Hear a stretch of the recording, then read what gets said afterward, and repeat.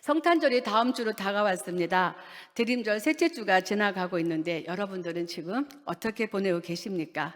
세상이 갈수록 죄악으로 가득해져서 거리에서는 캐롤을 듣지 못한 지가 오래되었고, 또 성탄 트리도 대형 마켓이나 백화점에 가야 구경할 수 있습니다. 성탄절의 의미가 갈수록 퇴색되어져 가고 상실되는 것이 꼭 세상만을 탓할 수는 없는 것 같습니다. 그럴수록 교회는 2000년 전에 이 땅에 큰 기쁨의 좋은 소식으로 오신 아기 예수님의 탄생 소식에 귀를 기울이며 하나님께서 허락하시는 참된 기쁨의 성탄을 맞이해야 하겠습니다. 아멘. 예, 오늘 우리가 나눌 예수 그리스도의 탄생 기사는요, 그 사복음서에서 마태와 누가만이 기록을 하고 있습니다. 이 둘 사이에는 내용과 관점의 차이가 있는데, 마태는 예수 탄생과 관련하여 동방박사의 경배, 헤롯의 유아 학살 등을 언급함으로써 예수께서 만왕의 왕으로 오셨으나 자기 백성들로부터 배척당하셨음을 강조했습니다. 오늘 샤론 찬양대가 부른 찬양이 마태복음에 있는 찬양이에요. 그리고 누가는 가축우리에서 탄생하신 예수, 천사들의 찬송, 목자들의 경배를 다룸으로써 예수께서 비록 낮고 천한 모습으로 이 땅에 오셨으나 근본적으로는 천사들과 인간들로부터 경배받기에 합당한 메시아이심을 강조하고 있습니다. 오늘 본문이 그 누가가 강조한 가장 비천한 인간의 모습으로 오신 예수 그리스도, 그러나 그가 오신 형편과 상황이 비록 남루하고 초라했지만 결코 그분은 초라한 분도 동정을 받을 만한 분이 아니었습니다. 그분은 인류를 구원하시기 위한 예수의 탄생 소식은 인류에게는 희망이었고 가장 낮은 자리에 오셨지만 그분이 가장 먼저 찾은 사람은 당시에 가장 천대받던 목자들에게는 큰 기쁨의 좋은 소식으로 오셨습니다. 오늘 제목이 큰 기쁨의 좋은 소식입니다. 기쁨과 좋은 소식의 주체이신 예수 그리스도를 우리가 기다리면서 우리에게 주신 하나님의 크신 사랑을 깨닫고 우리의 태도가 하나님 앞에서 어떤 삶을 살아가야 하는지 되새기는 그런 시간이 되어야 하겠습니다. 자, 성경의 역사를 보면은요, 그 말라기 이후에 400년의 시간을 침묵기, 암흑기라고 부릅니다. 하나님께서는 400년의 시간에 대해서 침묵하셨기 때문입니다. 그러나 하나님의 시간은 침묵하는 것 같으나 하나님의 계획과 구속을 위한 약속은 흐르고 있었습니다. 그것은 세례 요한의 출생과 예수 탄생의 수태고지에서 알 수가 있습니다. 그렇게 하나님은 하나님께서 약속하신 메시아의 언약, 그 언약의 성취를 통해 인류의 구원을 위한 새로운 시작의 역사를 여셨습니다. 오늘 본문의 1절부터 7절까지 예수의 탄생 스토리로 예수가 태어나신 시대는 로마가 최대 전성기를 이룰 때였습니다. 당시 로마는 사군주 시대로서 로마 황제 가이사 아구스토는 통치 능력과 행정 능력으로 뛰어난 자였고 백성들로부터 위대하고 고귀하며 지극히 숭배받는 자였습니다. 그 아구스토라는 이름이 이 내용의 뜻이었습니다. 그렇게 세상은 강한 자들의 중심으로 흘러가는 것 같았으나 그 시대 또한 역사의 주관자이신 하나님의 언약을 위한 성취의 통로가 되었습니다. 다니엘서 4장 22절에 보면 이렇게 나옵니다.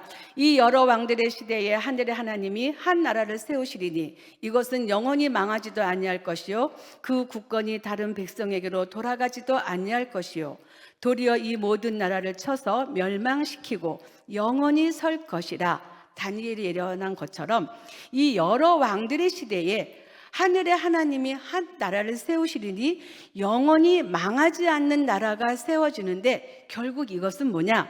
이때가 메시아가 탄생할 시기라고 역사가들은 말을 하고 있습니다. 그리고 이때 이제 아구스토는 로마 통치권 안에 있는 모든 백성들에게 호적 등록의 명령을 내렸습니다. 그가 호적 등록을 명령한 것은 인구 조사의 명분도 있었지만 세금을 더 걷기 위한 정책이었습니다. 이런 역사적 배경 속에서 다윗의 가문인 요셉과 마리아는 고향인 베들레헴으로 길을 떠났습니다. 만삭인 몸으로 먼 길을 떠나는 것도 매우 결정하기 어려웠을 것이고 요셉 자신도 그런 아내를 데리고 가는 것도 결코 쉬운 결정은 아니었겠지만 이 또한 하나님의 섭리와 계획 속에 있었다는 것입니다. 여러분, 우리의 걸음걸음이 내가 결정하고 옮기는 것 같지만 하나님의 커다란 섭리는 한 세대를 움직이고 한 나라의 정책을 움직여서 당신의 정하신 길로 인도하는 것처럼 우리의 삶도 그렇게 인도하고 계심을 믿으시기 바랍니다. 요셉과 마리아가 이렇게 나라의 정책으로 베들레헴으로 향했지만 결국은 베들레헴에 가야 될 이유는 예언의 성취였습니다. 미가서 5장 2절 말씀, 우리가 잘 아는 말씀이잖아요. 베들레헴 에브라다야, 너는 유다 족속 중에 작을지라도 이스라엘을 다스릴 자가 내게서 내게로 나올 것이라. 그의 근본은 상고의 영원에 있느니라. 하나님의 구속사의 언약은 다윗의 자손이 베들레헴에서 출생해야 했기 때문에 그들을 베들레헴으로 인도하셨습니다. 그들이 도착한 베들레헴은 어떤 것인가요? 여간마다 사람들이 가득 차서 임산부에게 방 하나 내줄 만한 여유롭지 못하는, 도덕적으로도 피폐하고 삭막한 시대에 우리 예수님께서 오셨습니다.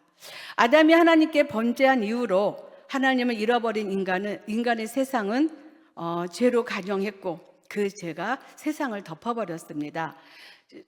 단편적인 예로 오늘 말씀을 잠깐 보면 그 해산에 임박한 여인에게 해산할 방을 아무도 내어주지 않은 이기적이고 도덕적으로 부패한 세상이었음을 우리가 알 수 있다는 거죠.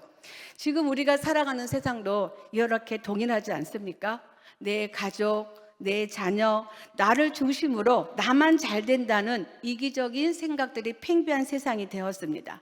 내가 손해볼 것 같으면 사람들은 가만히 있지 않고 아기처럼 달려들어 싸우려고 합니다.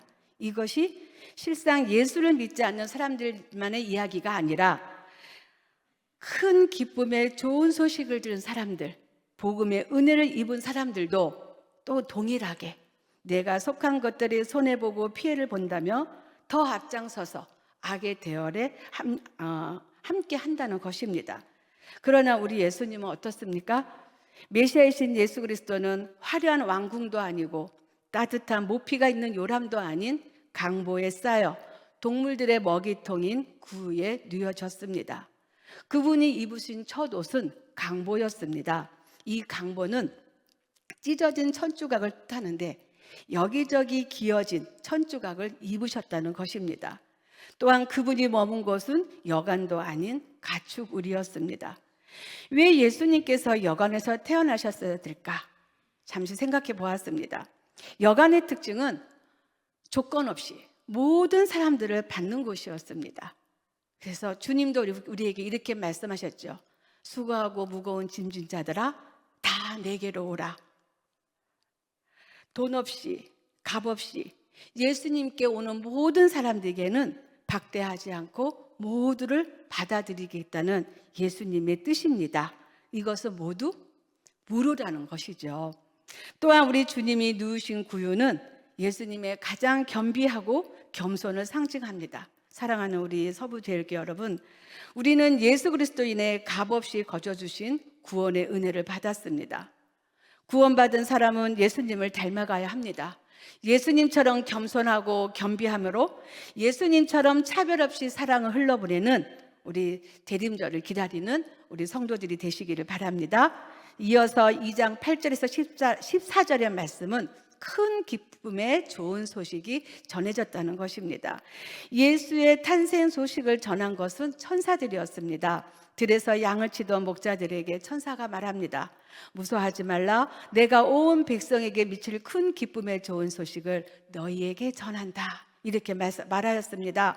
예수님의 탄생이 우리에게 주는 큰 기쁨을 주는 것은 예수 그리스도께서 구주로 오셨기 때문입니다. 천사는 목자들에게 오늘 다윗의 동네에 너희를 위하여 구주가 나셨다고 했습니다. 구주를 보내주실 것이라는 것은 하나님의 오랜 약속이었습니다. 그리고 마침내 그 약속대로 다윗의 동네에서 구주가 나셨습니다. 하나님의 약속대로 예수님은 구주로 오신 구원자입니다. 구원이란 말은 건져준다는 것이죠. 아무리 발부둥 쳐도 도저히 내 힘으로 벗어날 수 없는 상태에서 나를 건져주는 것이 구원입니다. 도저히 내 힘으로 어찌할 수 없는 인생의 숱한 수렁과 얽매임과 마음의 상처에서 우리를 구원하여 주십니다. 우리의 상처를 치료하여 주시고 헤어나올 수 없는 인생의 고통에서 벗어나게 해 주십니다. 그러나 더 큰 예수님의 구원의 의미는 도저히 갚을 길 없는, 그래서 일생 동안 짐을 지고 살아가야 할 죄의 빚을 대신 갚아주셨습니다.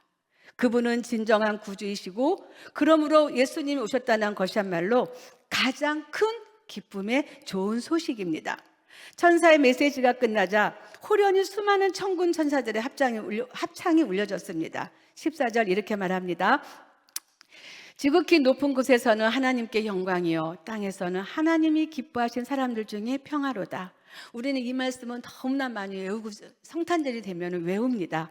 제가 어렸을 때 이 말씀 외울 때마다 그 말씀의 의미를 몰랐어요. 선생님이 외우라니까 외웠고 성탄절이 되면 암송하러 나갔습니다. 근데 이 말씀의 의미가 얼마나 크고 깊은지, 자, 이 말씀의 의미는 뭐냐면요, 하나님께서는 영광이고 사람들에게는 평화다. 이 말씀은 예수께서 자신의 죽음과 부활로 하나님과 우리 사이의 화해를 성취하시고 중보자가 되셨다는 것을 의미합니다. 에베소서 2장 14절에 이렇게 말씀합니다. 그는 우리의 화평이신지라 둘로 하나를 만드사 원수된 것 곧 중간에 막힌 담을 자기 육체로 하셨다. 그 결과로 성도는 하나님과 화목하고 영적 평안을 누리게 되므로 이것이 하나님께는 큰 영광이 되고 우리 사람들에게는 평화가 되는 것입니다. 하나님의 사랑은 높은 곳에서 낮은 곳으로 찾아오신 사랑이었습니다. 구주 예수님은 우리에게 가장 큰 기쁨을 주셨습니다. 이 예수님은 영광의 주님이시고 평화의 주님이십니다. 모든 갈등과 괴로움에서 구원하시고 기쁨과 평화를 주시는 구원자, 바로 우리가 믿는 주님이십니다. 오늘 이 기쁨과 평화가 우리 모두의 삶에 충만하시기를 간절히 소망합니다. 자, 이어서 마지막에 15절부터 22절 말씀입니다. 하나님께서 왜 이 목자들 그룹에게 말씀하셨을까요? 말씀을 읽으면서 혹시 질문해 보지 않으셨어요? 수많은 사람들이 있었는데 왜 목자들에게 오셨을까? 이 목자들은요, 당시에는 저희가 서두에 얘기한 것처럼 가장 그 당시에는 천대를 받던 그룹이었습니다. 근데 그들에게 하나님이 찾아오셨다는 거죠. 천사들이 와서 그들에게 이야기했을 때 이들의 장점이 뭐냐면 바로 말씀대로 따른다는 것이었어요. 목자들은 천사들의 말을 듣고 의심하지 않았다고 했습니다. 그리고 15절 이하로 이렇게 보시면 이제 베들레헴으로 빨리 가서 아기를 찾아서 이루어지는 보고 천사가 아기에게 말한 것을 전한다. 이것이 목자들의 태도였어요. 여러분, 목자들은요, 단순한 삶이었어요. 하지만 이 15절 16절에 나타난 이들의 삶의 이 모습을 보고서 이들의 삶 속에 복음의 위대함이 드러나고 있다는 것입니다. 그들이 누구라고요? 양치는 목자들이에요. 그 양들이 잘 모르겠어요. 성경에 나오지 않았으니까 자신들의 것인지 아니면 위탁받아 케어하고 있는 것인지 아니면은 누구 건지 잘 모르게 성경에 나와 있지 않지만 제가 상상을 해보았습니다. 아무튼 그 양들은 어디다 뒀을까? 다른 목자한테 맡겼을까? 아니면 하나님 앞에 하나님 지켜주세요 해놓고 길을 떠났을까? 이런 생각을 해봤는데, 자, 그럼 그것을 이제 상상하며 아무튼 이 목자들은 자기의 일상을 뒤로하고 아기 예수를 찾겠다는 일념으로 즉각적인 반응을 보였습니다.